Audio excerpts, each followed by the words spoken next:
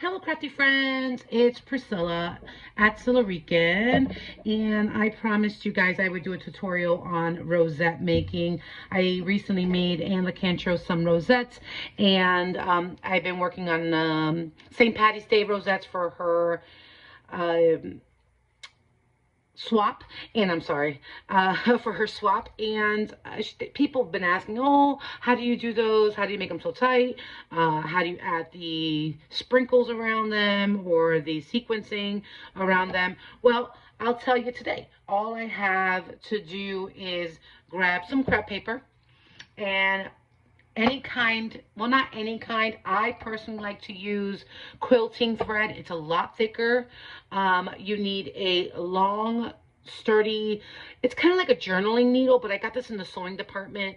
It has like a pokey end to it, like, but it's, if you poke, kind of like gently, it's not going to hurt you, but it is sharp. So be careful with that. You need scissors and some art glitter glue. Or any glue of your choice that you like that dries quickly, that's clear. So let's get started. First, you're going to take your streamer and you are going to measure your streamer at 24 inches. You are going to take your streamer and your crepe paper, you are going to fold it over and then fold it back over again. So you have 3 layers folded over. Then you're going to take your paper and you're going to fold it in half. Now, instead of 3, you have 6. Then you are going to take your paper and fold it again, okay? Then you are going to trim about a 1/4 inch, or you can do less than that if you like. I don't. And then you are going to open it back up to where you just have these 6 layers. Okay? See that? It's folded over. You got 6 layers. Then you're going to take your needle. And mind you guys, if you feel like it's uneven, I don't have OCD when it comes to these things because it's crafting. And I always can make more, start over. But you can make sure it's even and then tap it together. So then you're going to go ahead and start at the end. You're going to poke. And it's like you're going to weave the needle in and out. Like you're going to do stitches. Don't do small stitches because when you go to pull it, this needle's kind of thick and it makes a big hole, like not a big hole, but it makes a nice decent sized hole so you can run the thread through it. You'll want to keep it, like about maybe less than a 1/4 inch of a stitch. And that's what's going to make your pleats, guys. You can work pretty quickly. I suggest if it's your first time, go slow. Right now I'm going pretty much, decent, average size. So when I get about that much, I like to pull the little by little, the thread through, and then continue my stitching. Mind you, I make about 6 of these in about maybe 5 minutes, give or take. I can make more if I decide to go faster, but I poked my finger before and it's not fun. So, anyway, so once you got that going on and you stitched it, right? You got this little ridge thing. Clip that off. You don't want to work with the needle anymore. You want it out of your hands.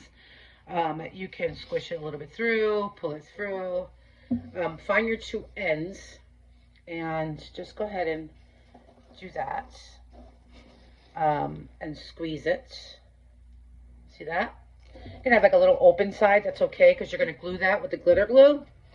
So bring both strings up to the middle where, and press the center as tight as you will like.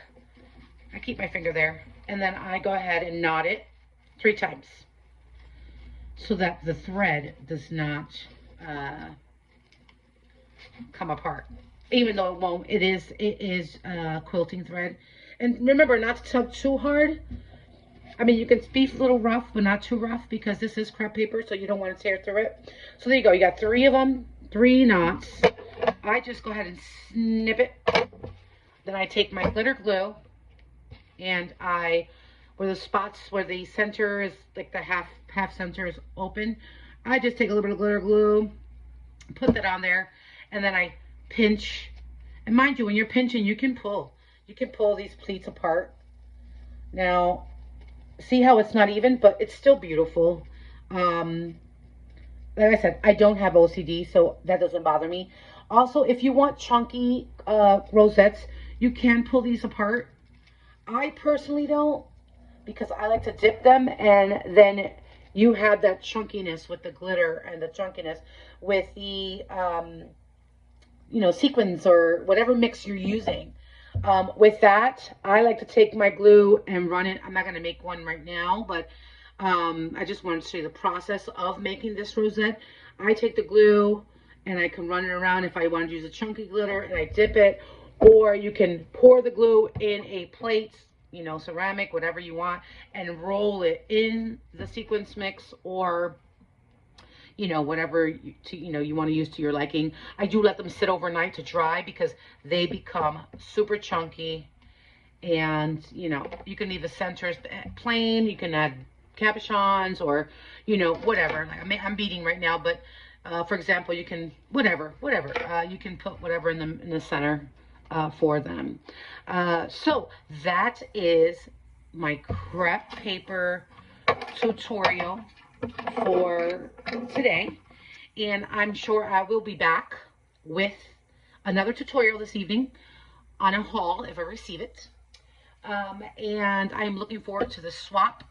Also, once I'm done with making all the things for Anne's St. Patty's Day swap, I definitely will post a video and all the goodies that I'm sending out in that swap.